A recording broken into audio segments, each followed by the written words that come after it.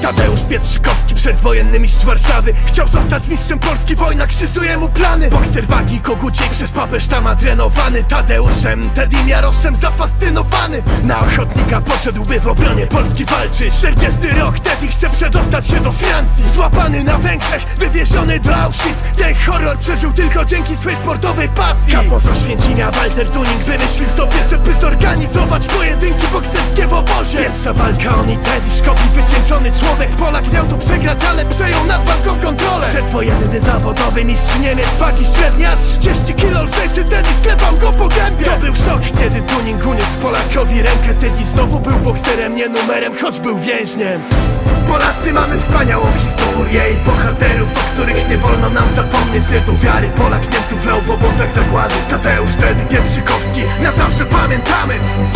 Polacy mamy wspaniałą historię i bohaterów, o których nie wolno nam zapomnieć. Wielką wiary Polak Niemców lał w obozach zagłady. Tadeusz, Teddy Pietrzykowski, na zawsze pamiętamy. Dostał pół bochenka chleba i do tego margarynę.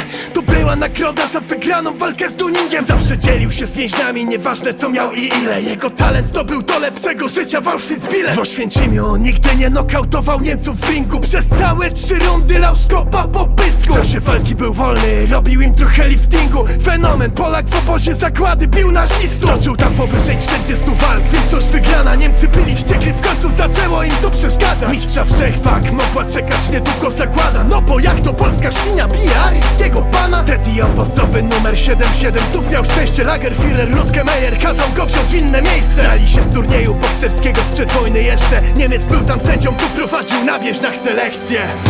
Polacy mamy wspaniałą historię i bohaterów, o których nie wolno nam zapomnieć. Wielką wiary Polak Niemców lał w obozach zagłady. Tadeusz, Teddy Pietrzykowski, na zawsze pamiętamy.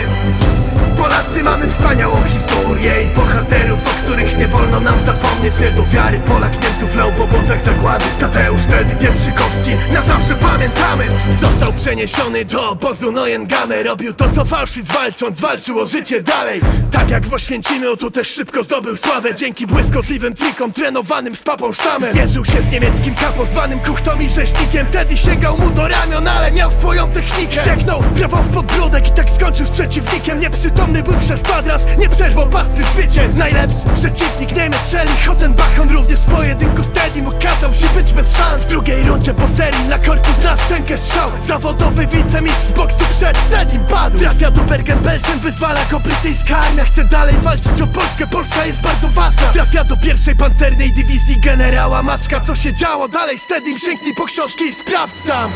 Polacy mamy wspaniałą historię i bohaterów, o których nie wolno nam zapomnieć. Wielką wiary Polak Niemców lał w obozach zagłady. Tadeusz, Teddy Pietrzykowski, na zawsze pamiętamy. Polacy mamy wspaniałą historię i bohaterów, o których nie wolno nam zapomnieć. Wielką wiary Polak Niemców lał w obozach zagłady. Tadeusz, Teddy Pietrzykowski, na zawsze pamiętamy.